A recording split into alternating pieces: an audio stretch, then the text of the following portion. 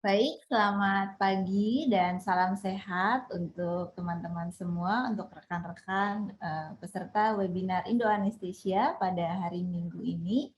Pada hari Minggu ini, Indo Anesthesia bersama dengan Perdatin Jaya dan Departemen Anestesiologi dan Intensive Care FKUI RSCM, kita mengadakan webinar keempat dalam seri COVID-19, Where Are We Now and Where Should We Go?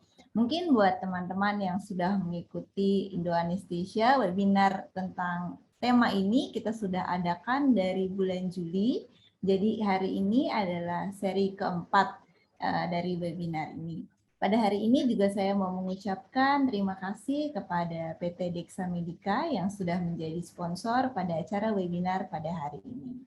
Untuk webinar hari ini kita memiliki dua pembicara yang sudah tampaknya tidak asing lagi dan juga sudah memiliki banyak sekali pengalaman klinis dalam hal COVID-19, yaitu pembicara pertama adalah Dr. Robert Sinto, spesialis penyakit dalam, dan pembicara kedua adalah Dr. Yogi Prawira, spesialis anak. Dan pada acara kita hari Minggu ini akan dipimpin langsung oleh Prof. Dr. Pratiwi Sudarmono, PhD, spesialis mikrobiologi klinik. Kepada Prof. Pratiwi, waktu dan tempat silakan Prof. Terima kasih. Selamat pagi. Assalamualaikum warahmatullahi wabarakatuh. Kami ucapkan selamat datang dan terima kasih kepada semua peserta webinar Indo Anesthesia dalam seri keempat mengenai penyakit SARS-CoV yang disebabkan oleh virus SARS-CoV-2 ini, yaitu COVID-19, yang sudah melanda Indonesia kira-kira 1,5 tahun dan telah memakan korban sampai 4,23 juta dengan angka kematian yang cukup tinggi untuk Indonesia, yaitu sekitar 3,3%. Sementara di dunia ini secara umum rata angka kematiannya itu hanya 2,12%. Dikatakan beberapa waktu lalu bahwa angka kematian di Indonesia itu sekitar 2,7, 2,9, tetapi kalau sekarang ini, di hari ini kita lihat di data statistik bahwa dari 4,23 juta penderita itu 143.000 yang meninggal, maka itu kalau dihitung adalah sekitar 3,3. Jadi apa sebabnya? Mengapa? Apakah dokter Indonesia tidak memahami? Apakah tidak ada obat? Apakah banyak komorbid pada pasien-pasien Indonesia? Maka marilah kita kenali sekarang salah satu perjalanan sakit dari COVID-19 ini, yaitu multisystem inflammatory syndrome. Jadi bukan Miss World, bukan Miss Kecantikan, tetapi ini adalah multisystem inflammatory syndrome. Banyak orang yang mengatakan masih multiple inflammatory syndrome, bukan multiple, juga bukan multi-organ, tetapi justru multisystem yang kita ketahui menjadi bagian dari perjalanan yang sangat berat pada COVID-19 ini dan bisa mengenai jantung, sistem ginjal, gastrointestinal, bahkan di kulit, mata, otak, dan lain-lainnya. MIS pada orang dewasa kita sebut MISA, dan seterusnya kita sebut sebagai MISA, dan MIS pada anak-anak kita sebut MIS-C, MIS pada children. Pada MIS A hari ini akan disampaikan oleh Dr. Robert Sinto, spesialis penyakit dalam, konsultan penyakit tropis dan infeksi. Dr. Robert Sinto lulus dari Fakultas Kedokteran Universitas Indonesia dan juga adalah saat ini staf dari Rumah Sakit Cipto Mangunkusumo, Departemen Penyakit Dalam, Rumah Sakit Cipto Mangunkusumo, dan Fakultas Kedokteran Universitas Indonesia, yang saya rasa sangat piawai dalam mendalami multisystem inflammatory syndrome ini. Dan meskipun di banyak bagian dunia hal ini masih merupakan misteri dan oleh banyak peneliti masih didalami, kita akan mendengar berbagai pengetahuan dan pengalaman untuk MIS pada dewasa, MISA ini, dari Dr. Robert Sinto. Saya persilahkan Dr. Robert Sinto. Baik, selamat pagi yang saya hormati Profesor Dr. Pratiwi Sudarmono, PhD, SPMK, dan kepada panitia dari Perdatin Jaya. Terima kasih atas kesempatan yang diberikan. Kami dapat diajak untuk sama-sama berdiskusi bersama mengenai sebuah topik yang tidak mudah untuk dipahami, terutama pada dewasa, yang mungkin menjadi lebih jelas pada kasus anak yang nanti akan banyak dibahas oleh Dr. Yogi Prawira. Saya beruntung mendapat kesempatan yang pertama, nanti mungkin Dr. Yogi akan bisa memperlihatkan pada kita perspektif pada kasus anak yang sebetulnya sudah populer terlebih dahulu. Jadi yang dewasa ikut-ikutan mengikuti anak gitu ya, melihat fenomena yang terjadi di anak, apakah terjadi di dewasa juga atau tidak. Dan kalau dilihat nanti yang saya paparkan, banyak sekali data yang masih tertinggal dibanding dengan anak, dan sebetulnya datanya juga banyak didapatkan pertama kali pada usia dewasa muda yang secara tidak sengaja didapatkan pula pada data registry yang dicatatkan di kasus anak. Jadi kita banyak belajar dari kasus anak gitu ya, tapi saya akan coba tampilkan berbagai evidence yang kita punya pada dewasa yang ada sampai terakhir kali saya bisa akses publikasinya sebelum mempersiapkan presentasi ini. Saya izin share screen terlebih dahulu.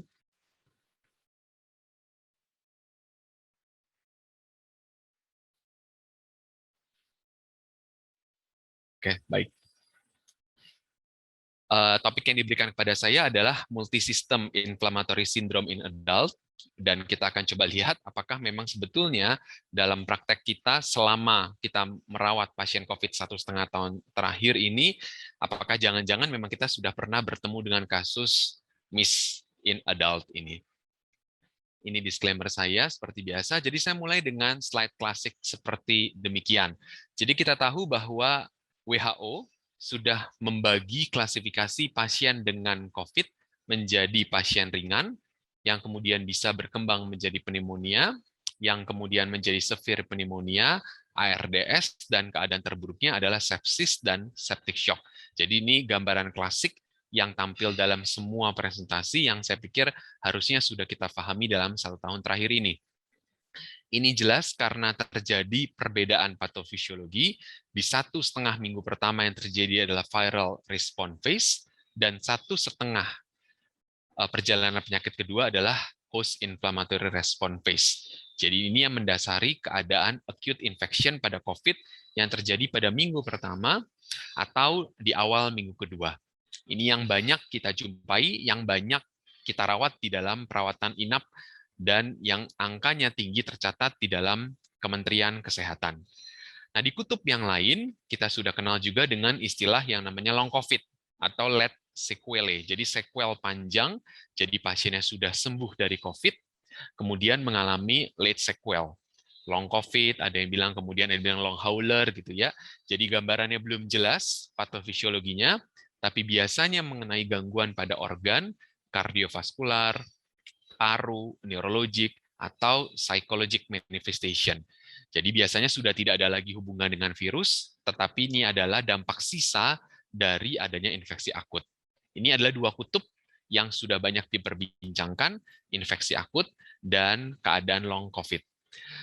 Ternyata ada gambaran satu lagi yang di antara infeksi akut dan long COVID tersebut, yaitu yang dikenal pada awalnya dengan istilah post-acute hyperinflammatory illness. Jadi dasarnya adalah terjadi disregulasi dari respon tubuh yang mengenai banyak organ. Virusnya bisa masih ada, bisa tidak ada, tetapi biasanya bisa teridentifikasi dengan adanya serologi atau antibodi. Nah, kelompok yang terjepit di tengah ini, yang bukan fase akut dan juga bukan long COVID, inilah yang akan kita bahas pada pagi hari ini di dalam topik MIS in adult. Jadi sebetulnya ini adalah sebuah gambaran yang terjadi bukan pada fase akut dari COVID, tetapi juga tidak bisa dimasukkan di dalam kategori late sequel atau long COVID tersebut. Nah, apa itu? Kita akan bahas dengan lebih detail. Saya akan bagi menjadi 3 kelompok. Yang pertama, kapan kita harus mencurigai? Yang kedua, mengapa ini bisa terjadi? Yang ketiga, apa yang harus kita lakukan? Treatment apa yang kita kerjakan? Dan apakah sudah ada data-data inisial untuk respons outcome-nya, jadi prognosisnya, khususnya pada pasien adult, bukan pasien pediatrik. Saya mulai dengan case definition. Jadi CDC menggarisbawahi MIS-A itu terjadi pada kelompok usia di atas 21 tahun. Tadi di pengantar saya sampaikan awal, jadi kecurigaan terjadi pada dewasa ini sebetulnya terjadi ketika kasus MIS in pediatric itu dilaporkan retrospektif sampai usia 21 tahun.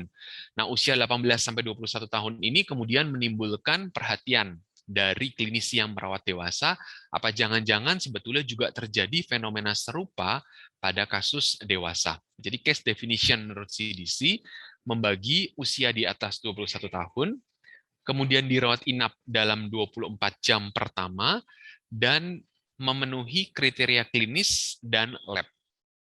Nah, satu tambahan yang menarik adalah bahwa tidak adanya diagnosis lain yang bisa menjelaskan keadaan yang ada di pasien, karena gambaran MIS ini sebetulnya bisa terjadi pada bakterial sepsis, eksaserbasi dari chronic medical condition, jadi harus di rule out ini dahulu, baru kita mengatakan bahwa betul yang dialami oleh pasien yang bersangkutan adalah keadaan MIS in adult.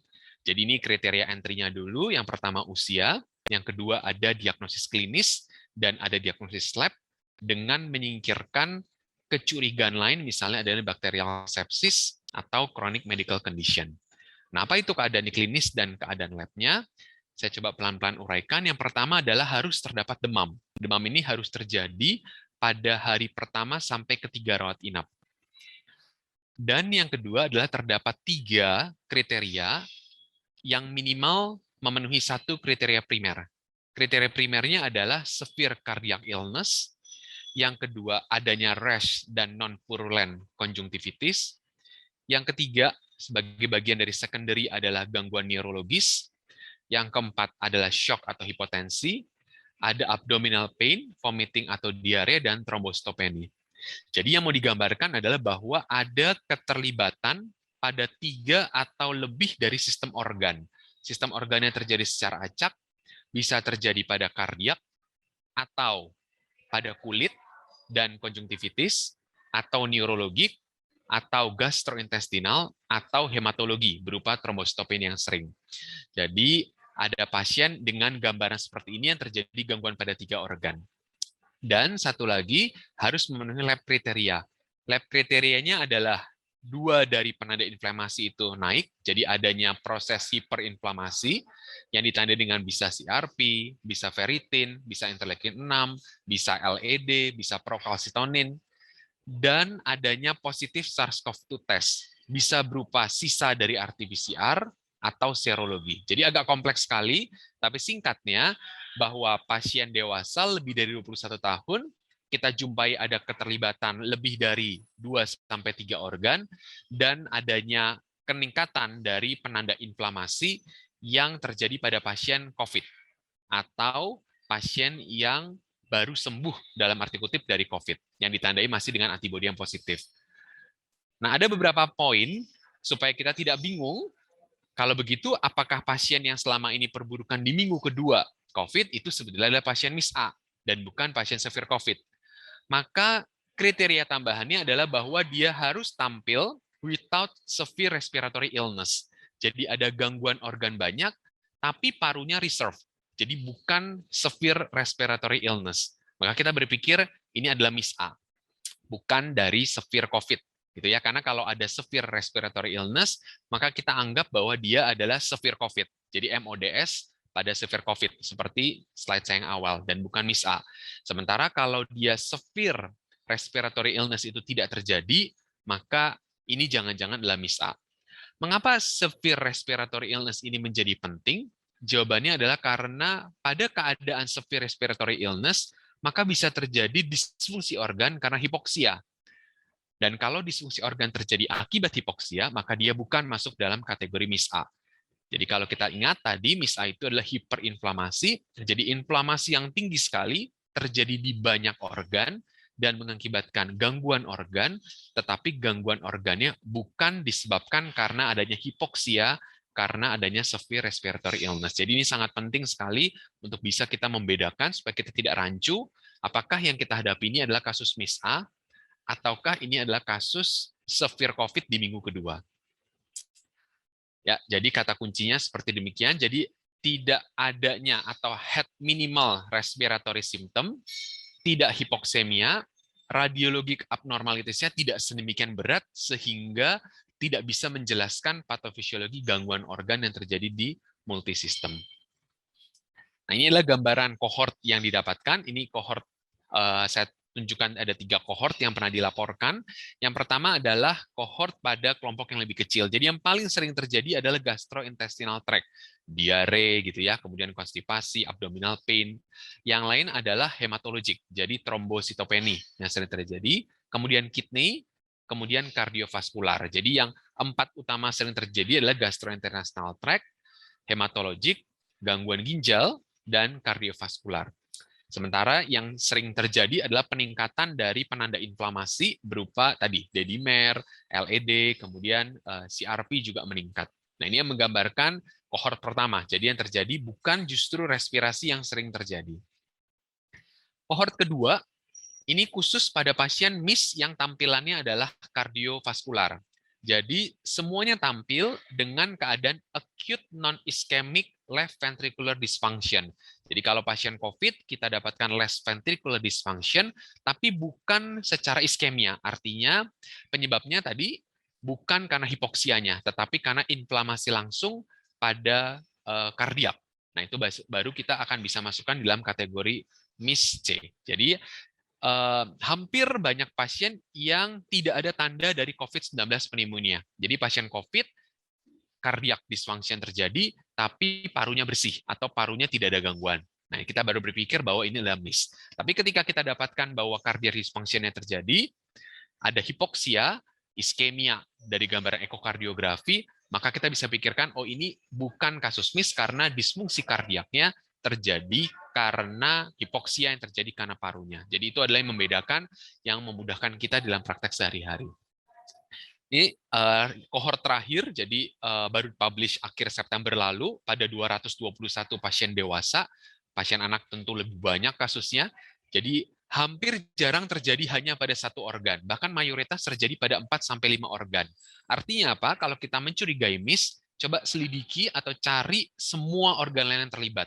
Apa saja organ dysfunction yang terkena atau tidak. Yang paling sering adalah kardiovaskular, jadi hampir terjadi pada 87% pasien. Yang lain adalah hematologik, jadi trombositopeni hampir selalu terjadi. Oke, sampai saat ini saya berharap sejawat mulai berpikir atau jangan-jangan saya sebetulnya pernah bertemu dengan kasus MIS. Tapi selama ini saya anggap ini adalah kasus severe COVID gitu ya.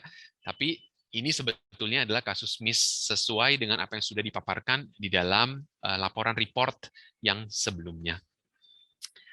Pertanyaan kedua adalah bagaimana kita bisa menjelaskan mengapa bisa terjadi MIS ini dan bukan terjadi gambaran severe COVID. Jadi adalah diagram yang mencoba untuk mencari faktor risiko. Jadi pasien mana yang akan masuk dalam keadaan berat atau keadaan MIS ini. Rupanya penelitian di 221 pasien itu tidak mampu untuk membedakan pasien dewasa mana yang akan jatuh ke dalam MIS. Jadi tidak ada perbedaan statistik signifikan baik dalam hal jenis kelamin, etnis, komorbid sekalipun, bahkan juga kalau melihat gambaran klinisnya. Jadi slide ini mau menunjukkan bahwa tidak ada faktor risiko yang bisa membedakan pasien mana dari COVID kita yang akan jatuh di dalam keadaan MIS. Atau pada pasien apa kita harus perhatikan sekali MIS-nya. Jadi tidak ada faktor risiko yang bisa menjawab sampai saat ini. Nah, yang bisa menjelaskan adalah sebuah hypothetical pathogenesis yang membedakan adalah mereka yang jatuh di dalam keadaan COVID ringan dan COVID berat atau MIS di dalamnya terjadi. Jadi pada pasien mild disease, maka proses inflamasi akan dengan lebih cepat ditangani oleh tubuh dengan rapid viral clearance yang kemudian mengakibatkan less inflammation. Sementara pada pasien COVID berat atau MIS, maka terjadi slow viral clearance dan inflamasi yang lebih hebat, sehingga hiperinflamasi tersebut bisa terjadi tidak terlokalize pada organ paru saja, tetapi justru terjadi pada organ lain. Dan itu yang kemudian mengakibatkan MIS. Nah, secara skematik, supaya bisa membantu pemahaman sejawat sekalian, ini dapat dengan gambar menggambarkan bahwa MIS ini terjadi bukan pada fase akut. Jadi ini adalah studi epidemiologi yang baik. Saya mengambil data dari pediatrik, tapi ini sangat baik sekali untuk menggambarkan bahwa angka kejadian laporan MIS itu justru terjadi sesudah peak dari kejadian laporan COVID. Jadi ini kita lihat pada April terjadi peak laporan COVID, tapi laporan peaknya untuk MIS terjadi justru di bulan Mei. Artinya apa? Memang patofisiologi atau patogenesis terjadinya MIS itu terjadi bukan pada waktu peak terjadi kasus COVID-nya. Jadi ini menegaskan bahwa memang MIS adalah late sequelae, tapi bukan long COVID. Sekali lagi, dia adalah late sequelae yang terjadi pada pasien yang baru menjalani COVID atau baru sembuh dari COVID-19-nya. Ini skematik yang sangat baik sekali untuk menjelaskan, saya coba untuk gambarkan. Jadi kalau pasien terinfeksi oleh coronavirus, maka terjadi respon imun berupa sel dendritik akan berikatan dengan COVID-nya, kemudian mempresentasikan pada sel T untuk mendapatkan respon. Kalau respon tersebut berjalan secara baik, immunity-nya bisa mengcover, jadi terjadi immune clearance terhadap COVID, SARS-CoV virusnya, maka terjadilah mild illness selesai di 1-2 minggu pertama. Ini yang banyak sekali kita jumpai. Tapi di sisi lain, ada pasien yang kemudian tidak bisa terjadi proses imun secara normal, jadi terjadi hyperinflammatory response, yang kemudian mengakibatkan peningkatan dari macrophage activation dan mengakibatkan damage pada organ yang kemudian akan mengakibatkan immune exhaustion yang juga pada akhirnya mengakibatkan delay recovery dan long COVID. Ini adalah kelompok pasien yang menjadi berat yang kemudian menjadi long COVID.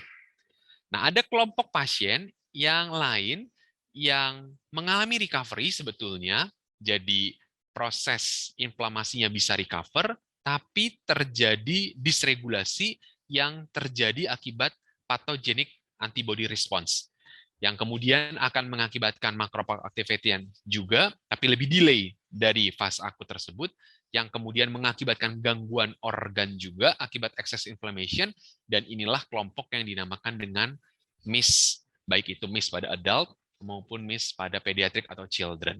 Jadi ini adalah spektrum yang terjadi supaya bisa membantu kita mengenali satu segmen lagi dari dampak infeksi SARS-CoV coronavirus. Nah, secara epidemiologik, maka terjadi transisi bahwa regulatory immune response yang baik biasa terjadi pada anak kecil, pada anak-anak gitu ya, children, dan pada dewasa memang banyak yang terjadi pada keadaan berat atau yang kita kenal dengan severe COVID. Nah, MIS berada di transisi di antaranya, mungkin memang lebih banyak terjadi pada anak, sehingga tadi saya sampaikan laporannya banyak terjadi pada anak, atau mungkin kita sebagai yang merawat dewasa menjadi kurang aware sehingga kita belum paham dengan adanya MIS in adult ini. Tapi transisinya terjadi demikian, lebih banyak kasus dewasa yang berat dibanding kasus anak yang berat. Segmen terakhir adalah sesudah kita bisa kenal ini adalah MIS, kita bisa memahami mengapa MIS A ini bisa terjadi, maka pertanyaannya selalu adalah sebagai klinisi, apakah memang kita bisa mengobati dan bagaimana prognosisnya? Jawabannya ini saya tampilkan outcome prognosis terlebih dahulu. Jadi gambarannya sebetulnya tidak terlalu buruk. Jadi kasus meninggal pada kasus MIS A pada review pada 221 pasien itu sebetulnya hanya terjadi pada 15% pasien saja. Hanya pada 7% saja atau 15 kasus saja. Yang lainnya sebetulnya akan bisa berakhir dengan outcome yang baik, tidak meninggal, walaupun angka masuk ICU itu 57%. Jadi ketika berbicara di forum ini, yang saya mau highlight adalah bahwa ini menjadi porsi yang sebetulnya banyak dijumpai pada pasien dewasa yang masuk ke dalam ICU. Sehingga awareness sejawat anestesi atau sejawat konsultan intensive care itu menjadi penting untuk kita bisa menangkap kasus-kasus MIS yang terjadi pada pasien COVID-19. Nah, hanya ada 17 laporannya, tidak ada laporan RCT-nya, jadi kalau pada episode yang lalu di dalam presentasi saya mengagung-agungkan RCT dan systematic review dan meta-analisis gitu ya, sayangnya belum ada laporan trial yang besar untuk bisa menjawab trial apa yang bermanfaat. Kalau pada anak sebetulnya nanti ada trial yang sebetulnya bisa lebih tinggi kualitas evidence-nya, tapi kalau dewasa hanya berupa case series saja. Dari 16 kasus yang hidup yang dirawat gitu ya, ada 1 yang meninggal. Dan pengobatannya kalau kita lihat yang berhasil ya sama seperti suportif, norepinefrin, kemudian heparin, kortikosteroid gitu ya. Ada yang memberikan IVIG gitu ya. Porsinya lebih banyak yang memberikan IVIG. Nanti mungkin Dr. Yogi bisa menjelaskan karena pada anak evidence-nya memang IVIG ditambah steroid lebih unggul dibandingkan dengan pemberian hanya salah satu saja. Jadi kalau dewasa mencontek anak, jadi IVIG ditambah steroid gitu ya, banyak bisa dipakai juga. Yang meninggal pengobatannya vasopresor, tocilizumab, dan heparin. Jadi ya memang tidak tampak perbedaan treatment yang mengakibatkan outcome yang lebih baik pada mereka yang survive. Jadi intinya kembali pada supportive care yang saya pikir sudah sangat baik sekali dikerjakan oleh teman-teman intensivis dan teman-teman yang merawat COVID berat dan kritikal saat ini. Saya mengakhiri presentasi singkat saya sebagai future direction. Yang pertama mengenai definisi dan testing algoritma. Jadi karena diagnosisnya cukup rumit, diagnosisnya tidak mudah, sehingga banyak terluput, sehingga webinar kali ini sangat baik sekali memilih topik ini, yang saya pikir juga belum banyak dibahas pada topik webinar lain yang ada di Indonesia, bahkan di luar negeri sekalipun. Jadi kita harus aware terhadap case definition dari MIS-A, dan kita mulai berpikir pasien-pasien yang kita hadapi dengan algoritma yang tadi sudah disampaikan, melihat klinisnya, kemudian melihat lab, dan sebagainya. Yang kedua, optimal treatment belum tahu. Jadi sangat sulit sekali untuk kita mengharapkan RCT bisa berhasil pada keadaan seperti demikian, karena kasusnya laporan juga jarang, ya, jadi sangat rare. Jadi mungkin kita harus bergerak dalam tata laksana yang bukan berdasarkan RCT, tapi berdasarkan case series seperti yang tadi sudah dilaporkan. Yang ketiga adalah outcome juga kita masih belum tahu, bahwa tadi hanya 7% yang meninggal gitu ya, tapi kita belum bisa menjawab apakah mereka yang mengalami MIS itu MIS-A rupanya gitu ya, kita butuhkan serial ekokardiografi. Apakah mereka yang kemudian selamat terjadi disfungsi kardiak atau tidak? Nah, kalau Dr. Yogi sudah punya jawabannya, ada trial besar yang melaporkan itu di JAMA gitu ya, pasien anak yang mengalami gangguan kardiak gitu ya, bagaimana perjalanannya. Dr. Yogi sudah punya jawabannya untuk anak, tapi kita belum punya untuk yang dewasa. Dan yang keempat, yang menarik sekali, yang untung saja kita sudah banyak vaksin gitu ya, tapi kalau membaca patogenesis tadi bahwa ini adalah hiperinflamasi yang terjadi pasca pajanan antigen, atau jangan-jangan ini juga bisa terjadi pada pasca vaksin. Jadi bukan pasien COVID gitu ya, tapi pasien pasca vaksinasi COVID yang kemudian mengalami gangguan tersebut, apakah jangan-jangan sebetulnya juga bisa kita kategorikan sebagai MIS-A, tapi bukan karena infeksi, tapi karena proses vaksinasi. Jadi masih banyak teka-teki yang harus kita jawab, yang kita tunggu jawabannya dari penelitian-penelitian yang berada ke depan, tapi mudah-mudahan ini bisa memberikan awareness pada kita yang merawat pasien bahwa ada subset pasien COVID yang mungkin saja mengalami MIS-A yang kita tangani. Itu saja yang saya bisa sampaikan, sangat singkat karena evidence-nya juga tidak banyak. Mudah-mudahan bisa memberikan gambaran kepada kita semua the latest update dari evidence yang ada sampai saat ini. Terima kasih atas perhatiannya, saya kembalikan pada Prof. Pratiwi. Terima kasih banyak Dr. Robert Sinto atas presentasinya yang cukup jelas tentu saja. Jelas dalam hal ini, jelas bahwa sebetulnya kita barangkali, para dokter barangkali memang miss diagnosis MIS ini ya. Jadi miss diagnosis multisystem inflammatory syndrome ini yang sampai sekarang masih didalami terus. Bagaimana tandanya, kapan akan terjadi, pada siapa akan terjadi, dan seberapa sering hal ini terjadi sebetulnya pada mereka-mereka yang terkena COVID. Pengalaman lebih banyak disampaikan tadi pada penderita anak, jadi MIS-C. MIS-C lebih banyak, MIS in children lebih banyak, dan mudah-mudahan nanti akan lebih jelas disampaikan oleh Dr. Yogi Prawira, spesialis anak konsultan. Beliau adalah staf mengajar di Departemen Ilmu Kesehatan Anak RSTM FKUI. Saya persilahkan Dr. Yogi.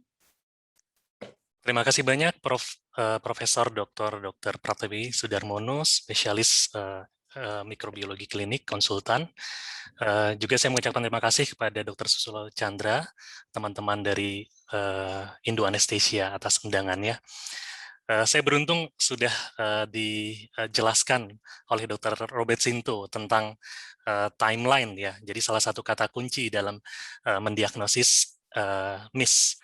Izin saya untuk share screen.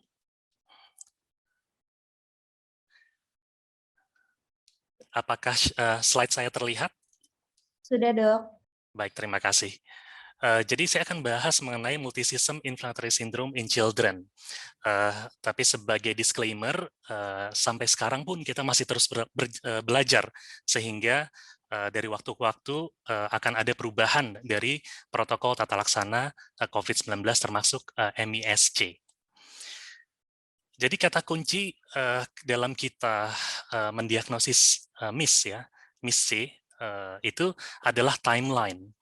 Pada saat pasien anak terinfeksi COVID-19, sebagian besar gejalanya ringan atau bahkan tanpa gejala, dilaporkan 60-70%. Kemudian proporsi kecil itu mengalami gejala menjadi berat maupun kritis ya, yang biasanya anak-anak dengan komorbid. Nah, tapi pada kondisi post akut, yaitu kira-kira 2 sampai sekitar 6 minggu ya pasca infeksi, maka anak-anak ini beresiko untuk mengalami delayed hyperinflammation gitu. Jadi kondisi hiperinflamasi yang menyerang beberapa sistem organ dan kalau dilihat itu terjadi dalam kurun waktu 2 hingga sekitar 6 minggu pasca infeksi COVID. Menjadi masalah kalau kita tidak tahu apakah anak ini kapan terinfeksi COVID. Karena bahkan pada situasi Jakarta atau Indonesia mengalami puncak dari gelombang kedua di bulan Juni-Juli, itu beberapa klaster keluarga yang diperiksakan hanya orang tuanya saja, tapi anaknya tidak diperiksakan apakah tertular atau tidak. Sehingga timeline ini kadang-kadang menjadi rancu pada kenyataannya di lapangan. Tadi Prof. Pratiwi dengan sangat tegas menjelaskan bahwa mortalitas akibat COVID-19 di Indonesia itu tinggi. Untuk anak sendiri, posisinya untuk case fatality rate-nya itu ada di sekitar 0,4-0,5%. Ya. Jadi kalau dibandingkan dengan case fatality rate keseluruhan mungkin lebih rendah. Tapi kalau kita bandingkan Indonesia, anak-anak Indonesia dengan CFR di negara tetangga Asia Pasifik, maka Indonesia itu nomor 1. Nah ini menjadi masalah. Untuk kita bicara mengenai menurunkan angka mortalitas, maka fokusnya adalah kita mengenali kelompok mana yang berisiko menjadi berat untuk kondisi akut, yaitu anak-anak yang memiliki komorbid. Misalnya anak-anak dengan gangguan sistem imun, anak-anak dengan penyakit jantung bawaan, anak-anak dengan ada penyakit ginjal kronik, atau anak-anak dengan obesitas, maka pada saat fase akut beresiko untuk mengalami kondisi yang berat maupun kritis. Tapi untuk MIS sendiri, sama dengan dewasa, sampai sekarang kita belum tahu apa faktor resiko anak-anak ini bisa mengalami delayed hyperinflammation, sehingga akhirnya terjadi gangguan di multisystem.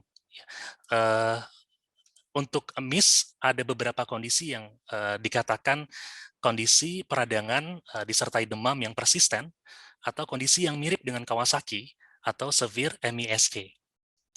Jadi kita fokus kepada MIS. Pada saat awal kita bertemu kasus MIS, betul sekali yang tadi Dr. Robert katakan ya, jadi bisa jadi kita miss dalam mendiagnosis gitu. Jadi kita seperti cerita atau kisah orang buta yang mempelajari gajah gitu ya. Kalau yang dipegang itu belalainya dipikir seperti batang dari bambu gitu. Kalau dipegang buntutnya dipikir seperti ular. Jadi kondisi ini yang di awal ya masa pandemi kita hadapi, kita masih betul-betul belajar bagaimana menangani mendiagnosis COVID-19 pada anak, dan kemudian ternyata tidak berhenti di fase akut, ada post-acute phase. Jadi kata kuncinya adalah delayed hyperinflammation, dan namanya bermacam-macam, ada yang mengatakan PIMTS, atau PCAID ya, tapi secara umum yang kita gunakan saat ini adalah multisystem inflammatory syndrome in children. Jadi ini ada satu laporan di dunia, pertama kali MIS itu dilaporkan di Amerika, yaitu sekitar tanggal 7 April 2020.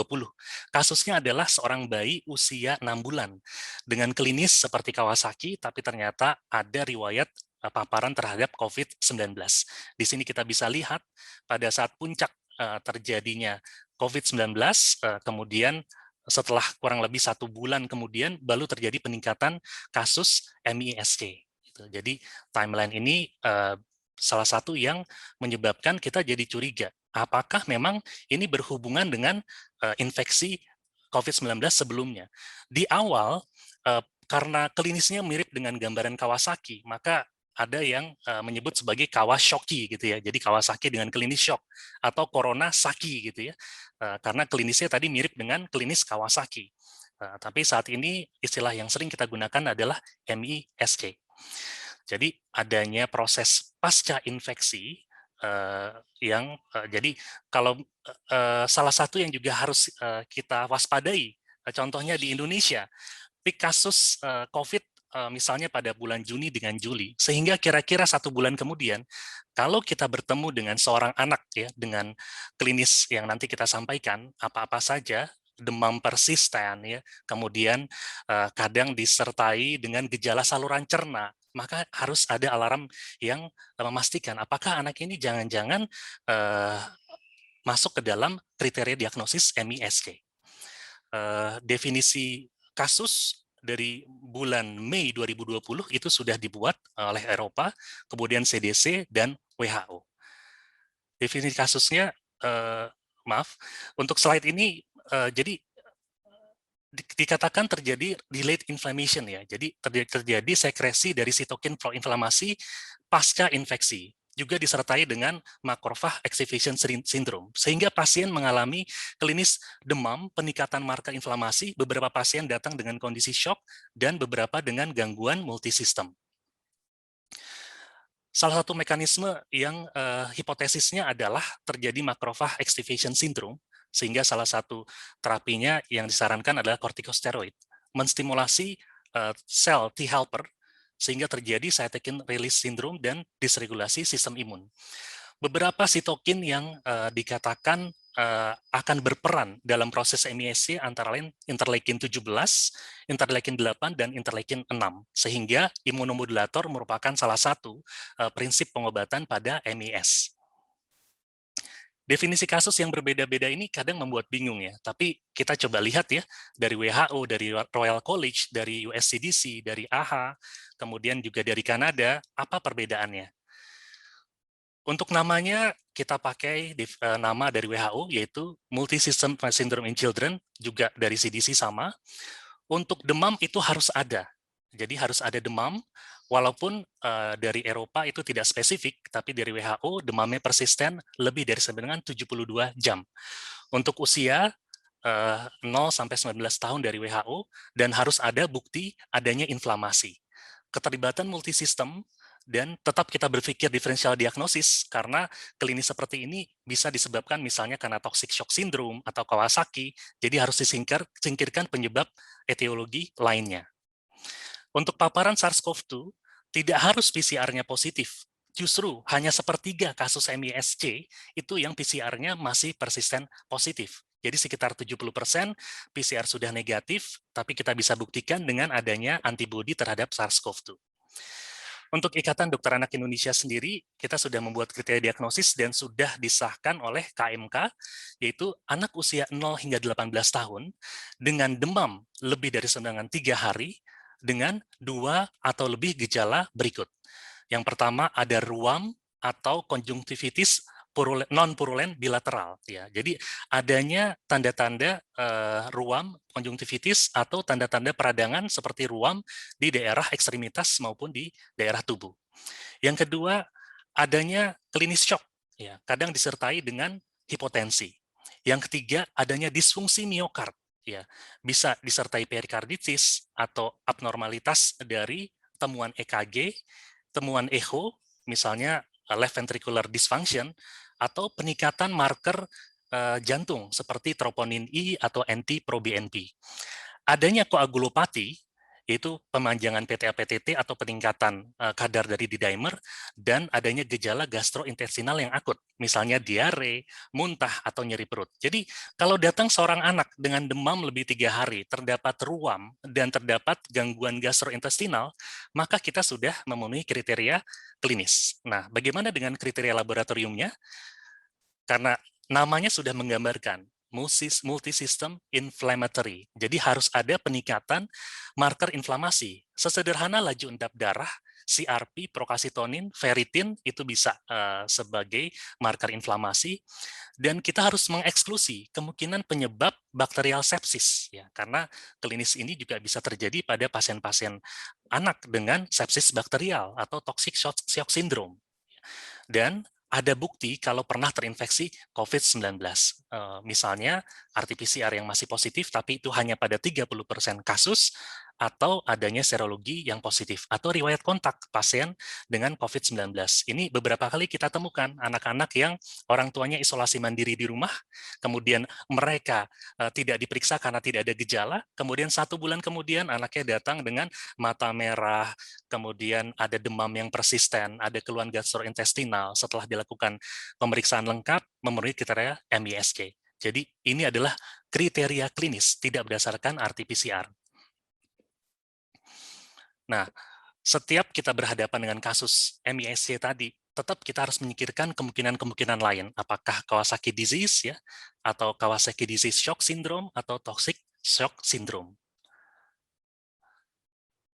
Untuk MISC sendiri, ada beberapa laporan yang dengan jumlah kasus yang cukup banyak, ya, di atas 500 kasus, 100% anak-anak dengan MISC ini mengalami demam yang persisten, dengan rata-rata 4-6 hari. Kemudian yang juga prominent adalah gangguan gastrointestinal, baik dari perut, muntah, diare. Kami pernah berhadapan dengan satu kasus yang dirujuk oleh dokter umum itu dengan ileus obstruktif. Ya. Setelah dilakukan pemeriksaan lengkap dan karena ada riwayat perawatan karena COVID, ternyata pasien ini adalah pasien MISC. Jadi ileus obstruktifnya itu akibat pembesaran kelenjar getah bening di daerah mesenterium. Jadi setelah diberikan IVIG, steroid, antikoagulan sesuai dengan indikasi pada pasien ini, maka obstruksinya itu rilis, ya, sehingga tidak dilakukan pembedahan. Ya.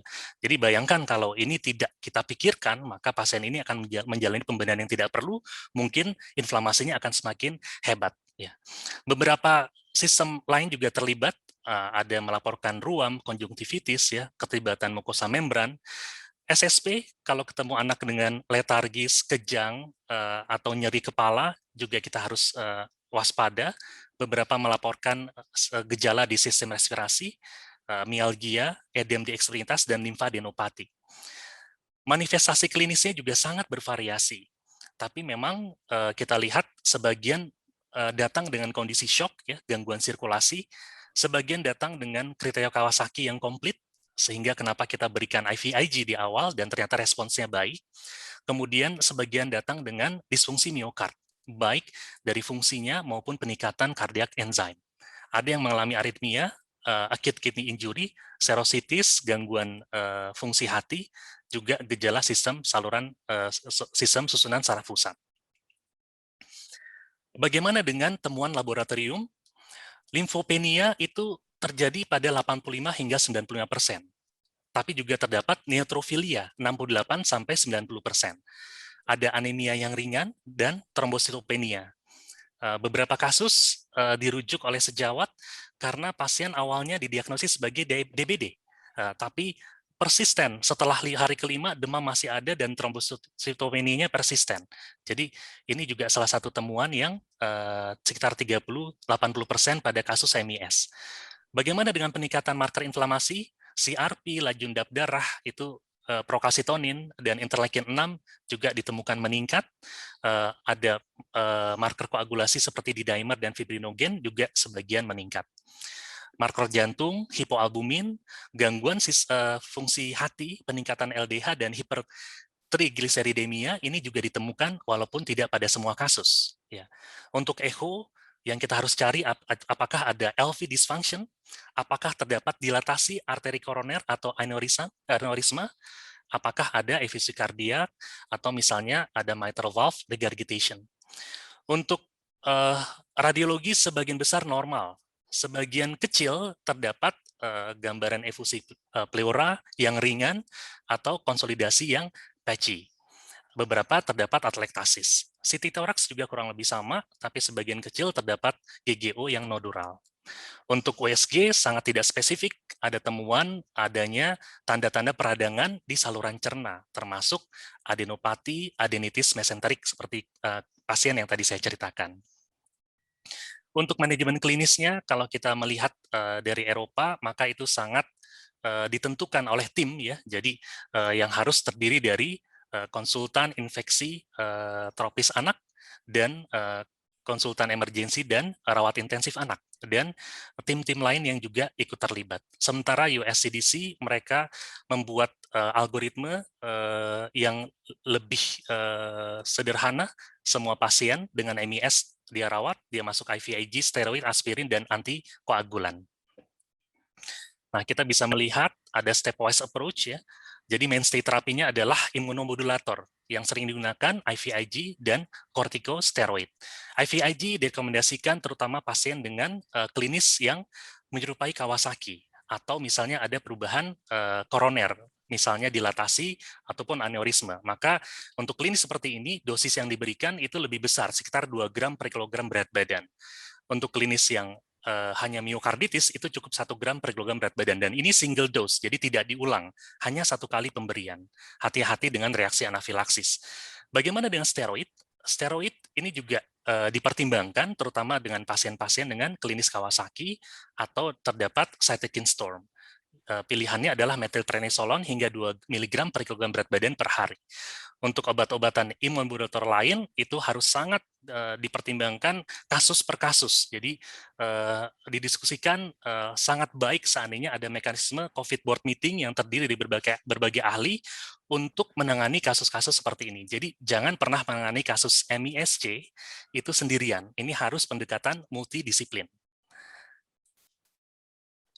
Untuk steroid, salah satu yang juga diingatkan pada saat kita memberikan steroid pada MISC, maka tapering off-nya itu dikerjakan dalam kurun waktu yang cukup lama, 3-4 minggu, kira-kira 25% diturunkan setiap minggunya.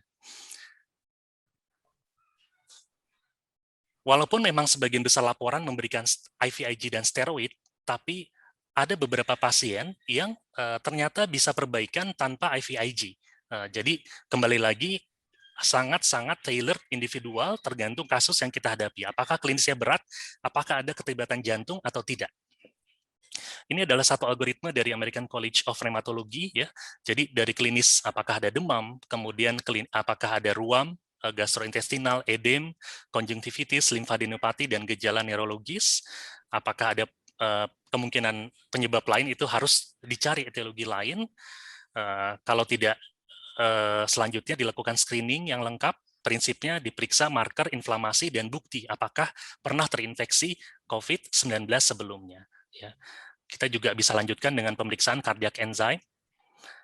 Nah, pada pasien yang memang klinisnya terdapat shock dengan gangguan sistem organ, setelah kita berikan tata laksana suportif untuk shocknya, maka first line treatment-nya adalah IVIG dengan methylprednisolone. Ya. Tapi kalau klinisnya tidak ada gangguan sistem organ yang mengancam jiwa, maka steroid mungkin baru dipertimbangkan seandainya terdapat gangguan yang refraktor. Ada beberapa rekomendasi. Yang pertama, pada pasien-pasien dengan MIS, karena salah satu yang harus dipikirkan adalah keterlibatan jantung yang bisa menjadi persisten, maka kita harus melakukan pemeriksaan kardiak enzyme. EKG dikerjakan minimum setiap 48 jam selama dirawat. Apakah ada perubahan dari pasien dari tadinya normal menjadi aritmia? Ekokardiografi yang harus dievaluasi adalah bagaimana fungsi ventricle, bagaimana fungsi dari valve, terutama mitral valve, apakah ada efusi perikard, dan apakah ada perubahan dimensi dari arteri koroner. Dan ini kadang-kadang menjadi tricky ya. Saya bercerita satu kasus yang juga kami tangani, jadi pasien anak yang tidak jelas ya riwayat pernah terinfeksi atau tidak, tapi orang tuanya ada riwayat terinfeksi COVID 1 bulan yang lalu dan dirawat. Anak ini karena dianggap dipisahkan, tidak diperiksa. Datang dengan kondisi ada ruam ya, kemudian lidahnya juga strawberry tongue ya, tangan kakinya agak terlihat edem ya. Kemudian kami lakukan pemeriksaan lengkap sesuai dengan MIS ya. Pada saat dilakukan ekokardiografi, pada saat itu dilakukan pemeriksaan apakah kornea arterinya itu dilatasi atau tidak untuk menentukan dosis dari IVIG yang diberikan. Dikatakan masih di dalam 2 standar deviasi gitu ya. Jadi persis di positif 2 standar deviasi. Tapi kita tetap berikan IVIG. Apa yang terjadi pada saat 1 minggu evaluasi berikutnya ternyata koronernya itu mengecil. Jadi yang tadinya dianggap normal itu ternyata sudah dilatasi. Gitu. Jadi memang evaluasi ini sangat penting untuk melihat perjalanan penyakitnya dari waktu ke waktu. Ya, beberapa pasien harus dilakukan cardiac CT ya, apalagi kalau kita curiga adanya masalah di distal dari coronary artery aneurysma. Kemudian beberapa juga yang penting adalah pemberian imunomodulator. Pasien-pasien dengan klinis shock, maka pasien-pasien ini tetap harus mendapatkan tata laksana shock sesuai. Ya, jadi prinsipnya adalah menurunkan oksigen consumption, meningkatkan oksigen delivery. Apa perlu kita berikan inotropik, vasopresor, dan sebagainya sesuai dengan klinis pasien. Untuk anakinra, beberapa melaporkan kalau anakinra atau antagonis dari interleukin 1 ini itu bermanfaat pada kasus-kasus MIS-C yang refrakter. Nah, tapi kebetulan obatnya tidak masuk di Indonesia. Bagaimana dengan antikoagulan? Karena kondisi pasien ini sebagian besar adalah dia beresiko untuk mengalami trombus, maka low dose aspirin ini dianjurkan dengan dosis maksimal 81 mg per hari. Tapi beberapa pasien, misalnya peningkatan di dimer di atas 5 kali, kemudian memang ada faktor risiko terjadi trombus, maka kita berikan enoxaparin. Untuk tocilizumab sendiri, ini harus sangat berhati-hati, walaupun kita tahu interleukin 6 ini berperan pada patomekanisme dari MIS-C, tapi kita tahu terapi-terapi seperti ini seperti pisau bermata 2. Jadi pada saat kita tidak bisa menyingkirkan apakah ini juga disertai koinfeksi dengan sepsis bakterial, maka adalah kontraindikasi untuk memberikan tocilizumab. Ini mengenai penggunaan antikoagulan dan antiplatelet ya. Jadi pada pasien-pasien yang mengalami kadang-kadang kita ragu-ragu, pasien ini mengalami komplikasi GI tract. Apakah perlu kita berikan steroid dan aspirin gitu? Karena resikonya nanti bisa perdarahan saluran cerna dan sebagainya. Tapi ternyata pemberian antikoagulan dan enoxaparin itu pada pasien-pasien itu terutama yang mengalami LV dysfunction ya dan intrakardiak trombosis ini bisa berkurang resikonya ya. Jadi memang sebaiknya kita berikan. Ini ada beberapa pedoman kapan kita memberikan dan apakah dosisnya terapeutik ataupun dosis profilaksis. Ini satu pedoman yang dirilis oleh Ikatan Dokter Anak Indonesia. Pada saat kita bertemu pasien MIS-C, kita berikan aspirin low dose, kemudian lihat apakah ada tanda-tanda dari emboli dari vena atau trombus vena. Apakah ada disfungsi LV yang berat? Apakah ada dilatasi dari coronary artery atau aneurisme? Apakah ada D-dimer meningkat di atas 5 kali normal? Kalau ada, maka yang diberikan adalah terapeutik, dosisnya lebih tinggi. Kalau dia tidak ada, maka tetap diberikan tapi dengan dosis profilaksis. Hati-hati untuk masing-masing, contohnya enoxaparin, kalau kita berhadapan dengan pasien yang terdapat gangguan fungsi ginjal, maka ini adalah kontraindikasi, atau kita harus memikirkan pemberian yang lain. Bagaimana dengan penggunaan imunomodulator? Karena pada saat awal, pasien-pasien dengan MIS-C ini ternyata datang dengan klinis seperti Kawasaki, maka pada saat itu ditreat dengan mainstay terapi untuk Kawasaki disease, yaitu IVIG 2 gram per kilo, dan ternyata responsnya baik. Nah, kenapa IVIG ini memang terindikasi pada pasien-pasien dengan MISC? Karena IVIG itu akan berikatan dengan Fc gamma reseptor, sehingga akan menghambat produksi lebih lanjut dari sitokin inflamatori, kemudian memodulasi dari sel B dan sel T, dan juga mencegah viral attachment terhadap sel target. Ini ada satu studi ya terhadap lebih dari 600 kasus ya. 76% mendapatkan IVIG dan 52% dikombinasi dengan kortikosteroid yang saat ini kita anggap sebagai salah satu terapi standar. Untuk imunomodulator lain, maka seperti yang tadi, interleukin 6 inhibitor, ini seperti tocilizumab, beberapa kasus misalnya memang direfraktor dengan terapi yang standar, kemudian ada bukti peningkatan interleukin 6 dan kita sudah eksklusi adanya sepsis bakterial, maka bisa dipertimbangkan. Tapi tetap harus sangat berhati-hati.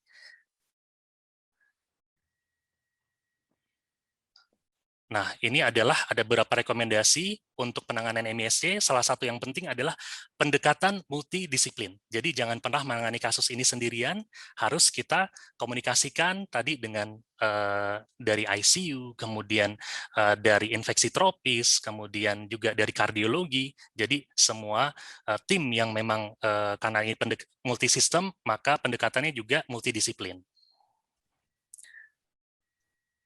Nah, ada satu studi dari JAMA, ini tapi studinya hanya terhadap 58 pasien, ternyata 22 pasien recovery hanya dengan terapi suportif saja. Jadi kami juga semakin ke sini melihat bahwa tidak ada one size fits all, tidak ada satu pedoman terapi yang bisa dipakai untuk semuanya. Kasus per kasus. Kalau kasusnya memang ringan, klinisnya misalnya ada inflamasi di muka kutan, ya, tapi tidak ada keterlibatan kardiak sama sekali, mungkin kita bisa pertimbangkan pemberian steroid dulu, sambil kita evaluasi fungsi jantungnya, baik dari echo, EKG maupun dari kardiak enzimnya.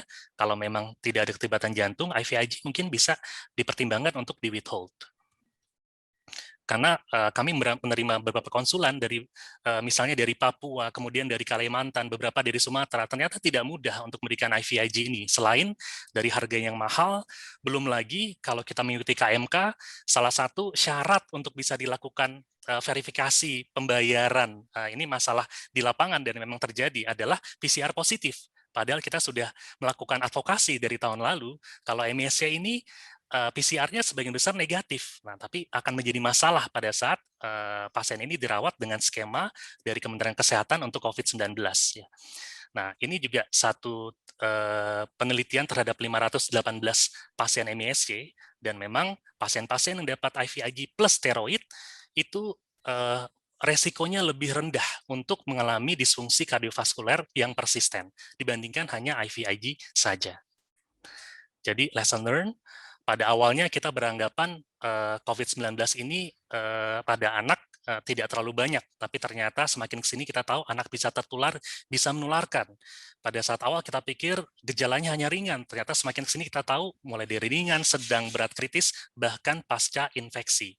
Dan MISC ini beyond the lungs, jadi melibatkan keterlibatan beberapa sistem organ, dan kita tetap harus terus belajar, update, dan meningkatkan awareness kita mengenai kasus-kasus MISC ini di lapangan. Semua pasien adalah kesempatan kita untuk memperbaiki learning curve dan perbaiki tata laksana ke depan untuk menurunkan angka mortalitas. Terima kasih. Seandainya masih ada waktu, apakah boleh saya sampaikan satu kasus, Prof? Silahkan, Dr. Yogi. Masih ada waktu. Baik. Jadi ini kasus yang kami tangani di salah satu rumah sakit rujukan COVID di Jakarta. Sampai saat ini kita sudah menangani sekitar 30 kasus MISC. Usia termuda itu usia 2 tahun, dan usia yang paling besar itu sekitar usia 17 tahun. Nah, ini salah satu kasus awal, anak usia 16 tahun, itu dirujuk dari satu RSUD dengan MISC. Jadi salah satu yang juga kita cukup senang ya, karena setiap kali ada kesempatan untuk melakukan edukasi, baik di Kementerian Kesehatan maupun di organisasi profesi, itu ternyata juga cukup ditangkap. Jadi pasien direfer dengan MISC pada bulan November 2020. Pasien rujukan dari RSUDS dengan curigaan Kawasaki disease di DD dengan COVID-19, ya, DD-MISC. Pasien ini adalah pelajar sekolah berasrama. Jadi kira-kira 1 bulan sebelumnya ada satu temannya itu positif COVID. Dan akhirnya asrama ini memutuskan semua siswa pulang ke rumah untuk isolasi mandiri. Saat itu dia tidak ada gejala. Nah kemudian ini terjadi 1 bulan kemudian, terdapat demam selama 6 hari berturut-turut, puncaknya sampai 39, terdapat mual dan muntah sejak 5 hari sebelum masuk rumah sakit, frekuensinya 4-5 kali per hari, terdapat BAB cair 2-3 kali per hari. Ada benjolan pada leher, bengkak di kedua tangan, dan tampak ruam merah di kulit. Pasien menjalani rapid test di puskesmas, jadi orang tua membawa ke puskesmas, hasilnya dikatakan reaktif, tapi tidak jelas apakah ini IgG, IgM, atau keduanya. Setelah itu dilakukan rapid test ulang di RSUD, itu masih menggunakan rapid antibody. Hasilnya non-reaktif. Dilakukan 2 kali swab, belum ada, dan akhirnya mendapat tempat di salah satu rumah sakit rujukan di Jakarta. Klinis tampak sakit sedang, IHS 15, dengan tanda vital masih baik, ya. Saturasi 99% dengan room air. Kemudian dari semua organ, kelihatannya masih cukup baik, ya, tidak ada yang bermakna, hanya tampak adanya kemerahan yang minimal di daerah dada. Tidak ada konjungtivitis yang nyata, ya, tidak ada strawberry tongue, tapi kita lihat ada ruam-ruam yang sangat minimal di daerah dada. Kemudian di sekitar tangan juga tampak ruam, tapi juga minimal, ya. Akhirnya kami lakukan pemeriksaan penunjang dari CBC, ada leukositosis, ya, dengan hitung jenis yang segmenter, dan terdapat limfopenia juga, ada trombositopenia 139.000, dan peningkatan laju endap darah. Yang sangat bermakna adalah peningkatan CRP. Jadi CRP-nya mengalami peningkatan hingga 210, dan peningkatan prokasitonin. Ya. Albumin masih normal, terdapat sedikit hiponatremi, ferritin juga meningkat di atas 500 dengan peningkatan fibrinogen. Ya. Untuk fungsi hati dengan fungsi ginjal masih dalam batas normal. Kemudian kami periksa marker koagulasi, ternyata D-dimernya meningkat, ini lebih dari 5 kali. Ya. Dan hasil PCR datang dari RSUD sebelumnya, PCR kedua positif, tapi CT value-nya tidak ada data.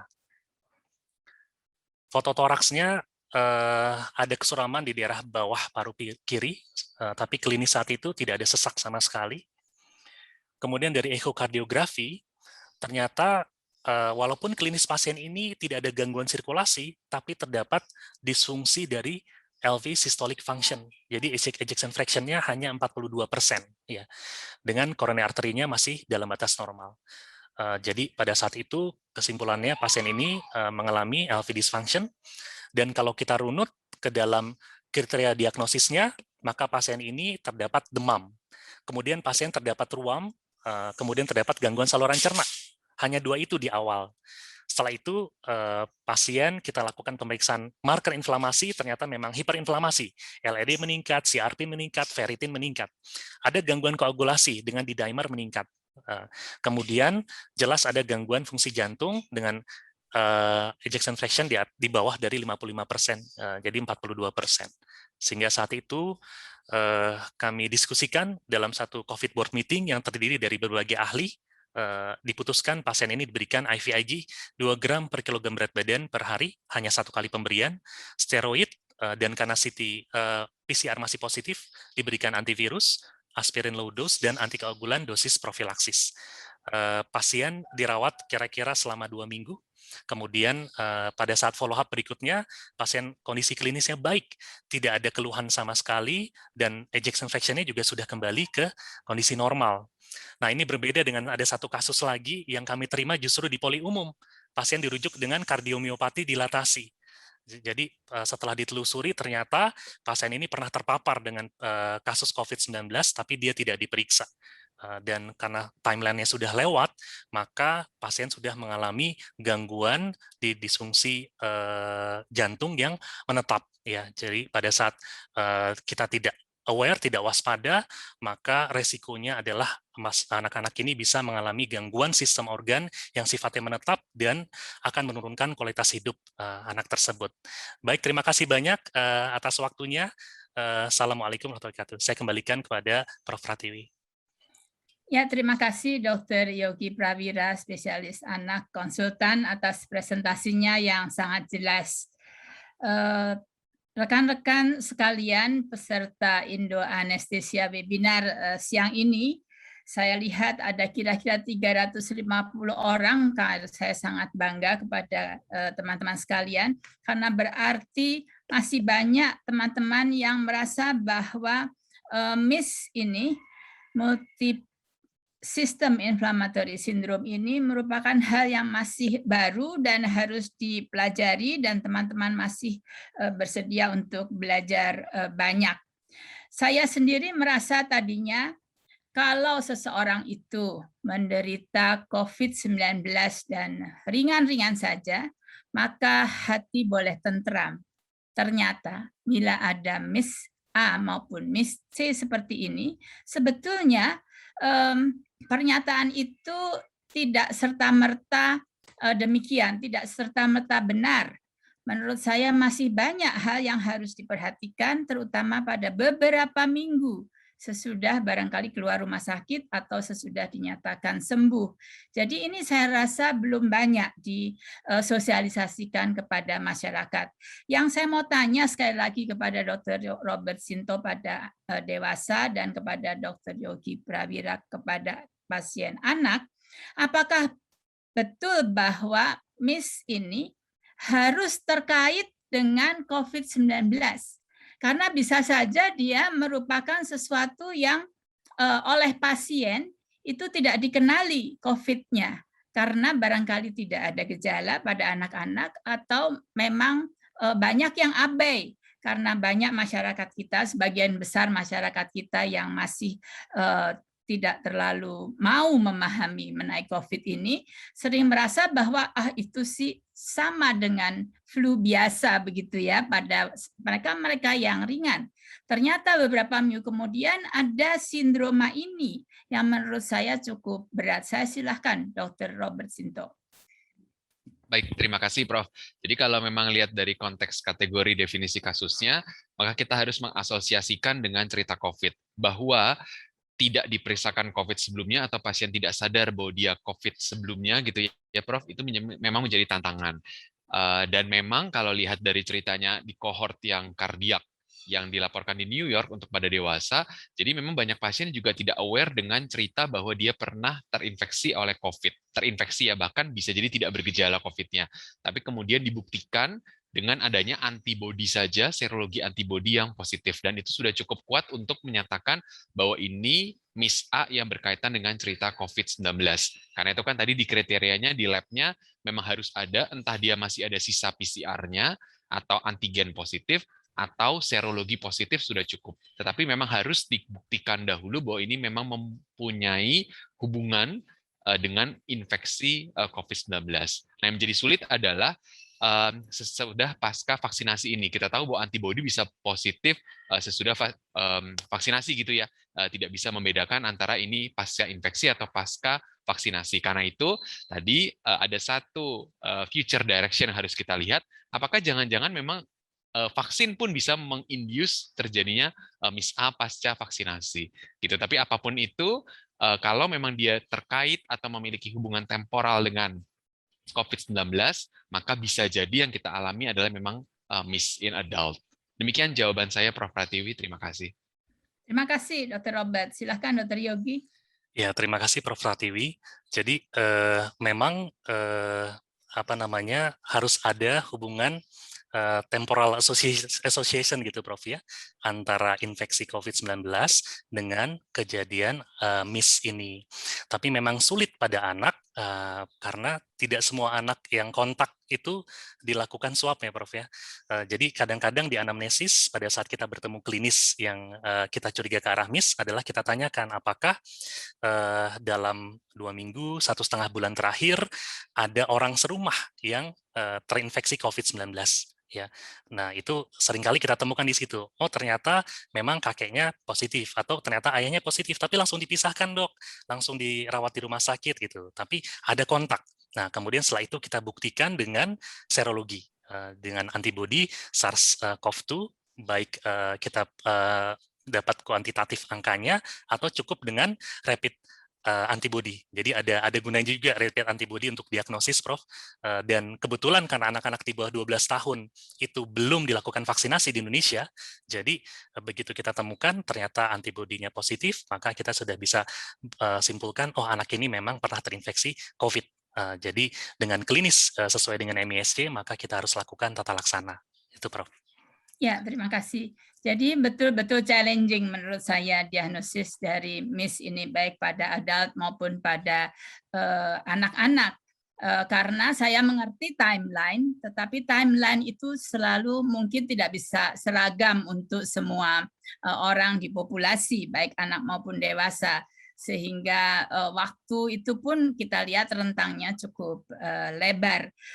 Tapi sebetulnya kalau para klinisi atau mungkin pasien selalu menghendaki apa ya yang bisa kita awasi, kita waspadai untuk mengatakan bahwa ini adalah awal dari MISA maupun MIS-C. Itu yang penting diketahui oleh awam. Kalau Dr. Robert sama Dr. Yogi pasti kalau pasiennya datang, Dr. Yogi dan Dr. Robert pasti sudah bisa menduganya. Tetapi sebelum sampai kepada dokter, pada pasien itu apa yang harus diwaspadai awalnya? Baik pada dewasa maupun pada anak ya dokter. Silakan Dr. Robert. Ya, terima kasih Prof. Jadi lagi-lagi kita beruntung sekali sudah mendapat guidance kriteria dari CDC gitu ya. Jadi kan clinical kriterianya satu demam ditambah dengan satu dari organ primer gitu ya. Primer yang terkena kan adanya rash gitu ya, dan konjungtivitis yang non purulen gitu ya, atau keterlibatan jantung. Apalagi kalau jantungnya, gangguan jantungnya itu bukan yang sifatnya iskemia. Jadi miokarditis gitu misalnya kita diagnosis. Jadi mungkin itu adalah entry awal yang bisa menggiring kita ke dalam penyelidikan gangguan organ mana lagi yang terkena atau tidak gitu ya. Jadi message-nya mungkin demikian Prof, untuk bisa men-screening supaya kita bisa lakukan pemeriksaan lebih lanjut pada mereka-mereka yang kita hadapi. Jadi mungkin kalau dibuat dalam kelompok yang lebih besar lagi, justru mungkin dokter kulit juga harus akan terlibat nih, karena bisa datang dengan demam plus rash kan bisa datang ke dokter kulit gitu, bukan ke dokter penyakit dalam saja. Itu mungkin Prof. Terima kasih. Ya, terima kasih. Silahkan Dr. Yogi. Ya, terima kasih Prof. Jadi kalau untuk awam, salah satu yang kita advokasi gitu ya kepada Kementerian Kesehatan kan sempat mengeluarkan panduan isolasi mandiri di rumah pada anak gitu. Ya. Kita juga sampaikan tolong diedukasi tanda-tanda bahaya. Jadi misalnya anak ini mengalami demam yang persisten lebih dari 3 hari. Kemudian ada timbul ruam-ruam, misalnya di ekstremitas atau di badan atau matanya kemerahan. Tapi tidak ada tidak ada beleknya gitu ya dalam bahasa awam. Kemudian ada keluhan saluran cerna, misalnya mual, muntah atau diare. Maka itu sebaiknya segera diperiksakan ke dokter untuk memastikan apakah terjadi peradangan hebat pasca infeksi itu. Dan kita sampaikan tolong dipantau dalam kira-kira 1,5 bulan sejak dinyatakan positif COVID-19 ya. Ya. Sudah, Dr. Yogi? Sudah, Prof. Ya, saya mengerti ya. Jadi memang edukasi ini menurut saya sangat penting dan harus berkelanjutan karena siapapun saya rasa sangat khawatir ya kalau kena COVID dan sangat relief kalau dikatakan sembuh. Dan ternyata kemudian masih ada kemungkinan untuk 2 hal. Yang satu adalah MIS, yang satu lagi adalah long COVID. Jadi ada pertanyaan nih dari peserta. Jadi karena tampilan klinisnya itu masih overlap sama yang akut, jadi gimana tata caranya penggunaan imunomodulator pada seperti IVIG atau steroid yang kita biasanya berikan kepada infeksi akut COVID? Apa justru harus dikasih lebih awal untuk mencegah MIS, kalaupun MIS itu bisa cegah, atau dosisnya harus di-adjust? Ini pertanyaan buat Dr. Robert dan Dr. Yogi. Silakan Dr. Robert. Baik, terima kasih Prof. Pertanyaannya baik sekali. Tapi saya membuat gambaran terlebih dahulu supaya kita tidak salah paham lagi gitu ya memahami MIS. Jadi kata kunci yang selalu Tadi saya sengaja ambil kutipan aslinya terus saya stabilo gitu ya supaya kita sama-sama membaca dokumennya, bahwa kata kuncinya adalah bahwa pada pasien yang terjadi gangguan organ multiple tetapi tidak ada gangguan atau keterlibatan paru yang demikian berat gitu ya, yang bisa menjelaskan hipoksia. Jadi mungkin kita standpoint-nya berdiri di itu terlebih dahulu, Prof. Jadi kalau kita dapat pasien multi organ involvement pada pasien COVID masuk ICU, kita lihat dulu apakah memang ada severe respiratory dysfunction atau tidak. Kalau tidak ada severe respiratory distress, maka kita akan bisa masukkan dia ke dalam MIS. Sementara kalau dia ada respiratory distress, maka sesuai dengan slide saya yang pertama, dia adalah masuk dalam severe atau critical COVID-19 gitu, yang tata laksananya mengikuti protokol yang ada. Nah, tentang IVIG itu sebetulnya tidak pernah ada trial besarnya yang dikerjakan pada pasien COVID-19 severe atau critical. Ini saya bicara pada konteks dewasa. Tidak ada trial besarnya, dan kemudian andai kata pun digunakan, itu dengan dosis 0,3 sampai 0,5 selama 3 sampai 5 hari berturutan. Nah, ini berbeda dengan protokol yang dipakai kalau mau mencuri dari protokol anak, mengambil dari protokol anak yang publish di JAMA, itu dosisnya adalah 2 gram per kilogram berat badan single dose. Jadi beda juga cara pemberiannya antara IVIG. Jadi bukan dengan adanya kekhawatiran akan MIS ini, kemudian kita jadi meliberalisasi penggunaan IVIG yang lagi-lagi evidence-nya tadi saya katakan pada pasien critical COVID itu masih belum solid. Gitu mungkin Prof membedakannya. Jadi kita lihat dulu kita berhadapan dengan pasien yang mana. Kalau memang kita berhadapan dengan MIS, maka secara dalam arti kutip the best evidence-nya sekarang adalah case series dan kemudian terbukti bahwa memang dia lebih baik. Gitu. Pada anak kan memang sudah ada trialnya di JAMA gitu ya. Nah, kalau pada dewasa kan belum ada. Jadi ya kalau kita mau gunakan case series, maka silahkan dengan dosis tadi 2 gram yang pun berbeda dengan apa yang selama ini kita pakai untuk pasien severe atau critical COVID-19. Mungkin itu Prof. Pratiwi pembedanya. Ya, Terima kasih. saya ingin bertanya selanjutnya apa mengenai obat lain. Ini juga ada pertanyaan mengenai low dose aspirin dan juga penggunaan heparin. Kalau misalnya ya ditemukan juga kondisi seperti sepsis pada COVID sebetulnya, apakah ini juga MIS apa bukan? Iya, Prof. Jadi kalau terkait heparin kita masih bisa berikan gitu ya, karena MIS juga kan bisa ada gangguan hematologi gitu. Jadi kalau lihat dari ceritanya kan patofisiologi terjadi trombosis pada pasien COVID-19 kan juga imunotrombosis gitu ya, kelainan imunologi yang kemudian mengakibatkan proses trombosis. Maka obatnya bisa kita berikan terapi suportif. Bagian dari terapi suportif tersebut adalah heparin gitu ya Prof, antikoagulan. Jadi masih kita bisa berikan pada pasien MIS. Dan kalau kita lihat dari chart case series juga memang heparin adalah salah satu obat yang banyak dipakai untuk penanganan kasus MIS yang ada di case series tersebut. Jadi bisa kita berikan sesuai dengan indikasi. Terima kasih Prof. Pratiwi. Baik, terima kasih. Dr. Yogi, silahkan. Baik, terima kasih banyak Prof. Pratiwi.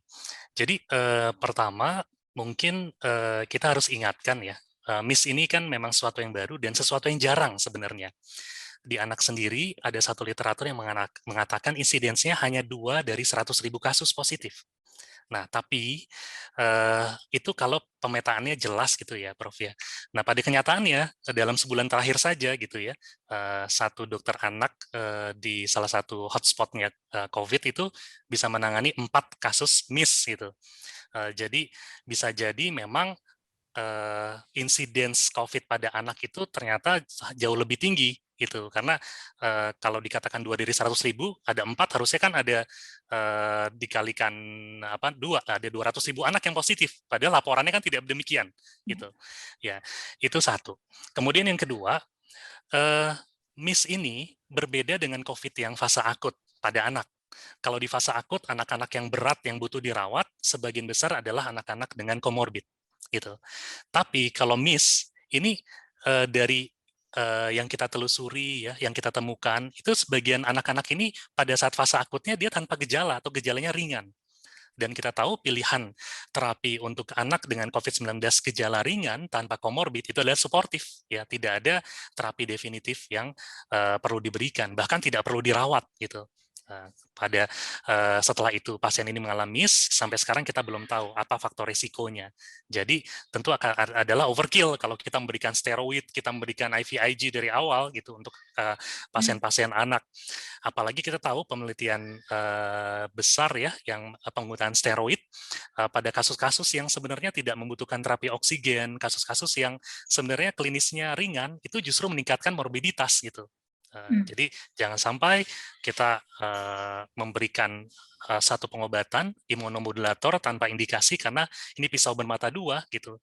Nanti setelah itu malah ada infeksi jamur, infeksi bakteri yang full blown dan sebagainya. Jadi sampai sekarang pencegahannya adalah dicegah jangan sampai terinfeksi COVID.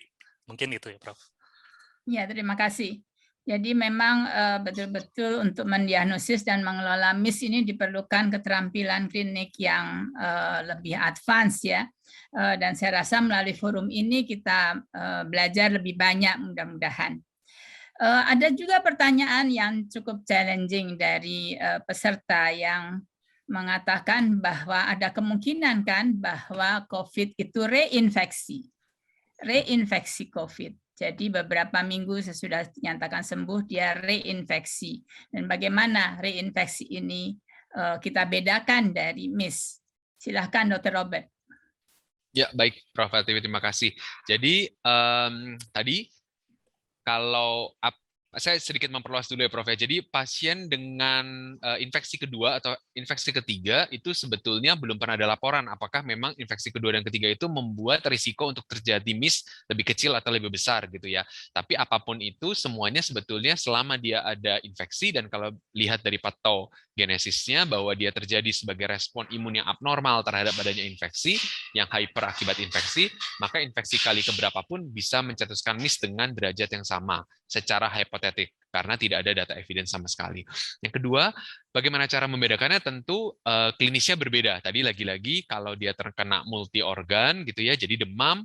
Kalau COVID biasa kan demam tanpa dilibatkan multi organ ya kita akan masukkan dia ke dalam COVID yang mild gitu misalnya, atau tadi berat, kalau berat jatuhnya ke paru, ada keterlibatan di paru, maka dia akan masuk di dalam sepsis atau septic shock bahkan karena COVID-19. Jadi kembali lagi, selama kita memiliki guidance dari case definition yang kita sepakati, maka sebetulnya itu bisa membedakan kita antara tampilan MIS atau bukan MIS. Mungkin itu singkatnya Prof. Pratiwi, terima kasih.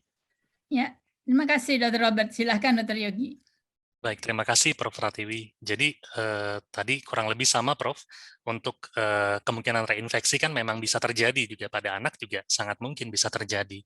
Tapi untuk MIS-nya sendiri, kriteria diagnosisnya pertama tentu harus ada demam yang persisten, kemudian secara klinis kan ada keterlibatan organ tadi antara ruam, keterlibatan jantung, ada hiperkoagulabilitas, kemudian ada gangguan saluran cerna.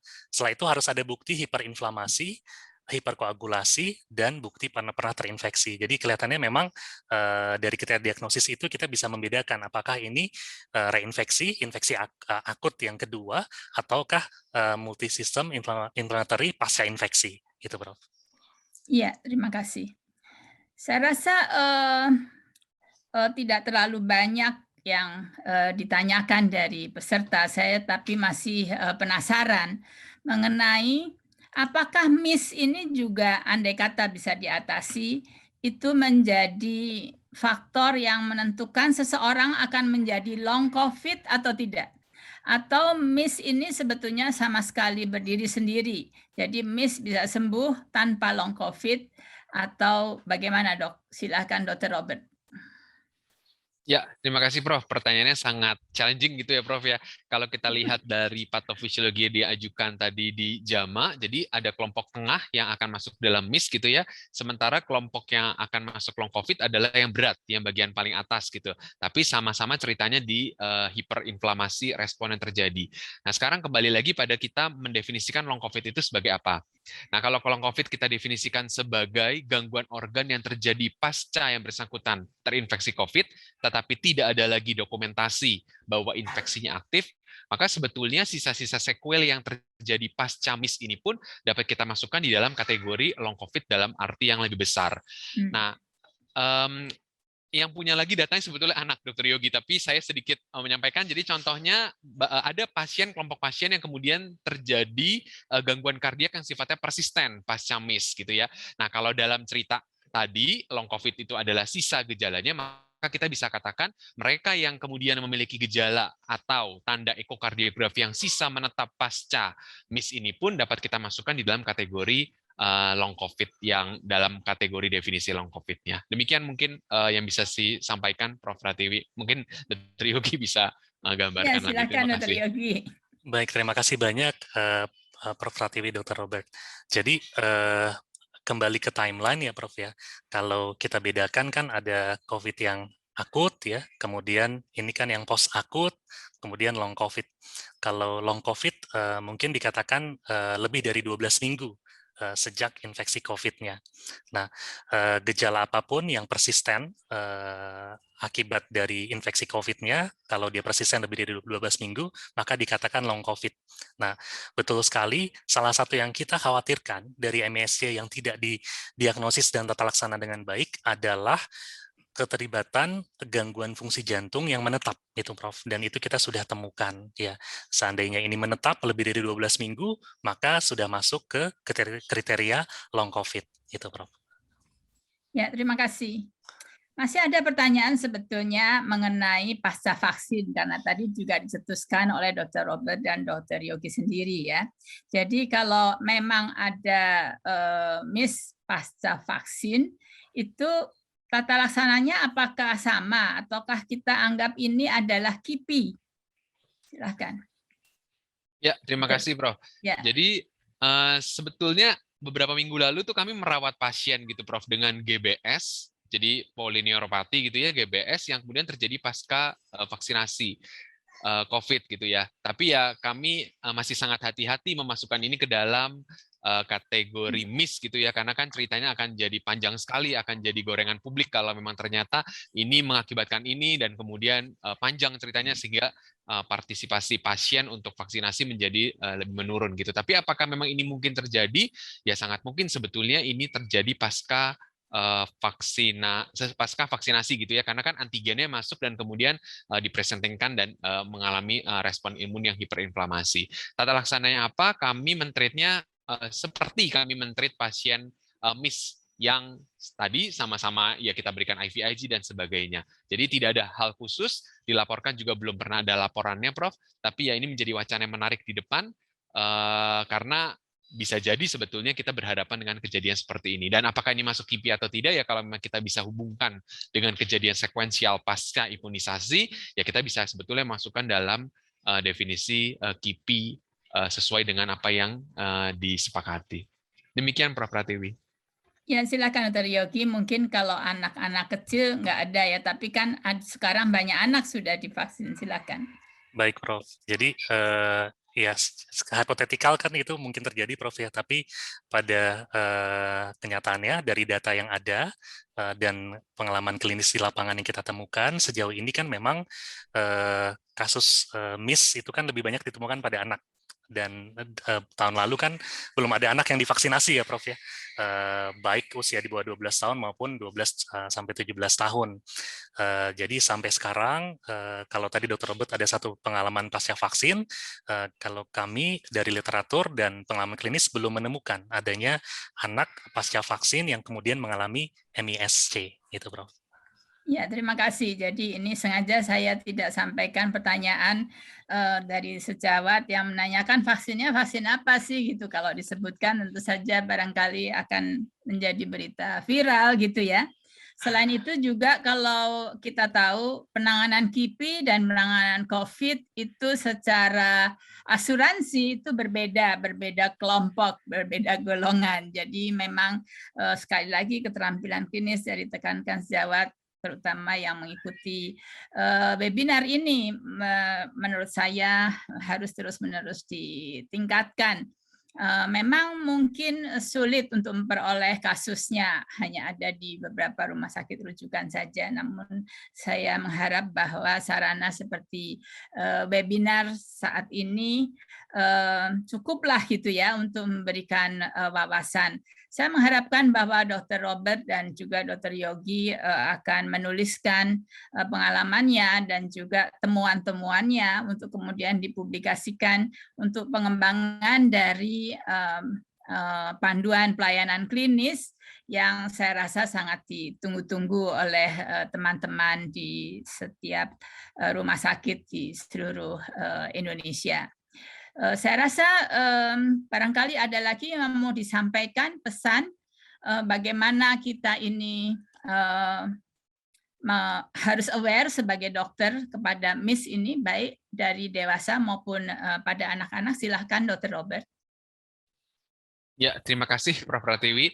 Jadi sama seperti yang tadi dihimbau, kita mungkin tidak punya angkanya karena kita juga mungkin overlook gitu ya. Jadi ya sekelibat melihat bahwa ini COVID berat gitu, COVID berat gitu, semua di COVID beratkan, COVID berat gitu. Padahal sebetulnya ya ada subset yang sebetulnya tidak pas untuk kita masukkan di dalam severe atau critical COVID yang lebih cocok untuk angka MIS tersebut.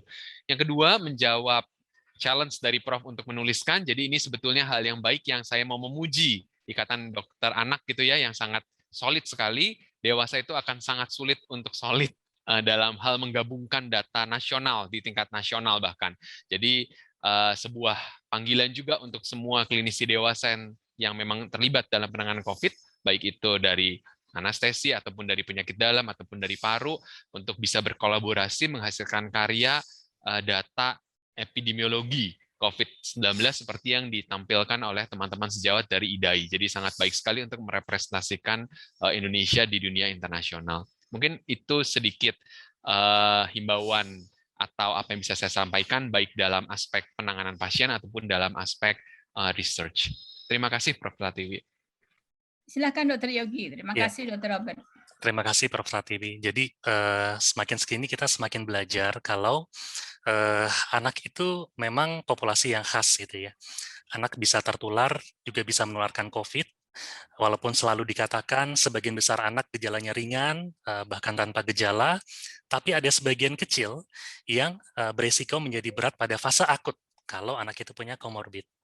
Nah, itu bisa kita petakan. Yang menjadi masalah adalah ada sebagian kecil lagi anak-anak yang tadinya pada saat terinfeksi COVID itu gejalanya ringan, kemudian dalam 2, 4, 6 minggu kemudian mengalami hiperinflamasi atau peradangan hebat. Nah, disinilah peran kita untuk mengedukasi dan sebagai klinisi untuk meningkatkan awareness kita. Kemudian mungkin saya juga memberi masukan untuk yang seandainya ada webinar berikutnya, Prof. Kasus MISN itu sudah ada, Prof. Multisystem Inflammatory Syndrome in Neonates. Ya. Jadi ada laporan kasus ibu-ibu yang selama kehamilan terinfeksi COVID, kemudian dia transfer antibodi ke bayinya, gitu ya. Bayinya tentu tidak terinfeksi.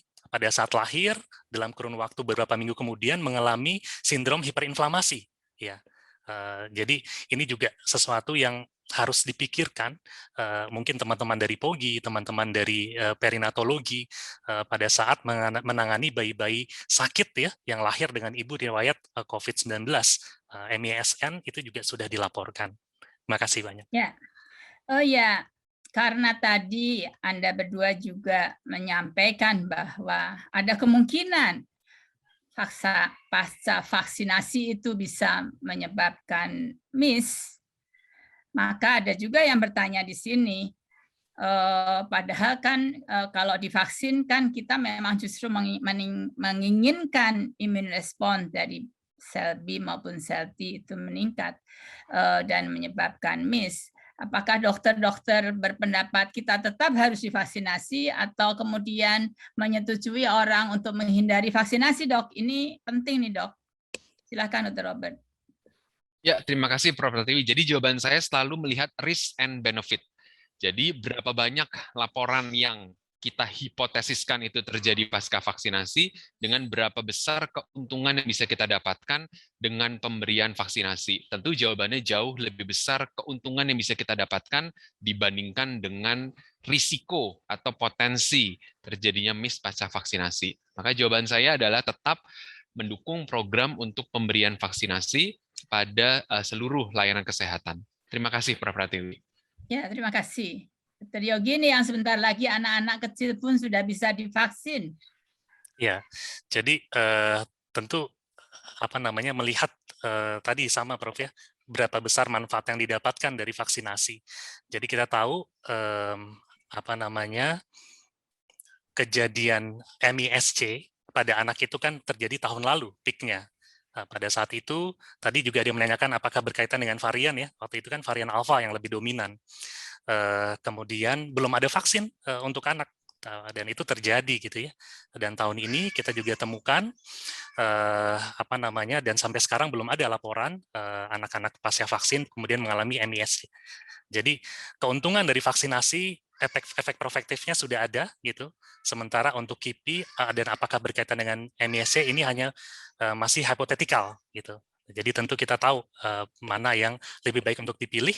Kita dukung vaksinasi untuk anak-anak, bahkan sekarang beberapa negara sudah memberikan di bawah 12 tahun, Prof. Terima kasih. Ya, terima kasih banyak atas presentasinya Dr. Robert Sinto dan Dr. Yogi Prawira. Kedua dokter ini, teman-teman yang menjadi peserta webinar adalah yang sehari-harinya saya rasa menangani minimal ratusan barangkali ya, kalau tidak ribuan tuh ratusan kasus-kasus COVID yang dirawat di rumah sakit. Jadi sudah melampaui kriteria sedang dan berat, dan bahkan diantaranya juga sudah menemukan kasus-kasus MIS A maupun MIS C ini. Jadi MIS A dan MIS C meskipun belum ada publikasi yang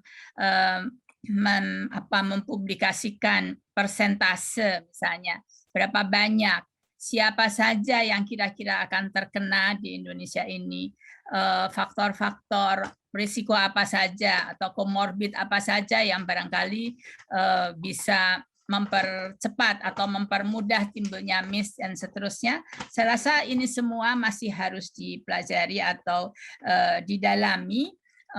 Tanda-tandanya barangkali sudah ada di publikasi, tapi yang secara komprehensif disampaikan untuk kasus-kasus Indonesia, saya rasa presentasi beliau berdua ini pada hari ini adalah presentasi pertama, kalau boleh saya katakan, yang disampaikan kepada rekan-rekan dan juga kepada masyarakat kesehatan kedokteran yang lebih luas mengenai multisystem inflammatory syndrome atau MIS.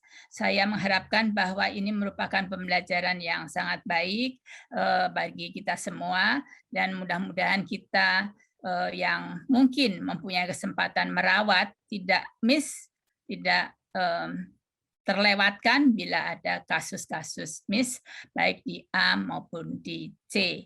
Saya rasa saya bisa tutup karena sudah tidak ada pertanyaan lagi, dan juga tadi sudah disampaikan pernyataan dari kedua dokter tersebut sebagai penutup, dan saya sebagai moderator mengucapkan terima kasih kepada Dr. Robert Sinto dan kepada Dr. Yogi Prawira atas presentasinya, dan juga mengharapkan tetap menjaga 3M atau 5M, kita mencegah lebih baik, karena meskipun kasusnya sudah turun, di laboratorium juga yang memeriksakan juga sudah sangat sedikit, namun tidak berarti bahwa COVID ini sudah selesai pandeminya.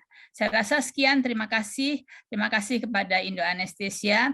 Mudah-mudahan kita bisa berjumpa di lain kesempatan. Sekian, terima kasih. Wassalamualaikum warahmatullahi wabarakatuh. Waalaikumsalam warahmatullahi wabarakatuh. Terima kasih Prof. Pratiwi sudah memimpin acara kita pada hari ini dengan sangat baik. Terima kasih juga kepada Dr. Robert Sinto dan Dr. Yogi Prawira sudah membagikan pengetahuannya, juga pengalamannya dalam praktek sehari-hari tentang MIS ini. Benar, banyak sekali yang masih perlu kita pelajari, dan tentunya ini mengundang teman-teman sejawat semua untuk mungkin kalau sudah pernah menemukan kasusnya mungkin publikasi ya dok ya, jadi kita bisa semua sama-sama belajar, menambah pengetahuan kita, juga nanti mudah-mudahan ada penelitian ke depannya ya, walaupun kasusnya sudah turun tapi ya tetap kita harus waspada, menjaga protokol kesehatan. Terima kasih Prof, dokter semua, terima kasih kepada teman-teman sejawat yang masih setia mengikuti webinar Indo Anesthesia pada pagi hari ini. Terima kasih juga saya ucapkan kepada PT Dexamedica yang sudah mensponsori acara kita pada hari ini. Terima kasih dan sampai jumpa di webinar Indo Anesthesia selanjutnya. Prof, makasih. Dr. Yogi, Dr. Robert, terima kasih. Terima kasih, Prof. Terima kasih, Dok. Terima kasih, Prof. Terima kasih, Dr. Dr. Edi. Sula. Sampai ketemu Terima kasih, Dok. lagi.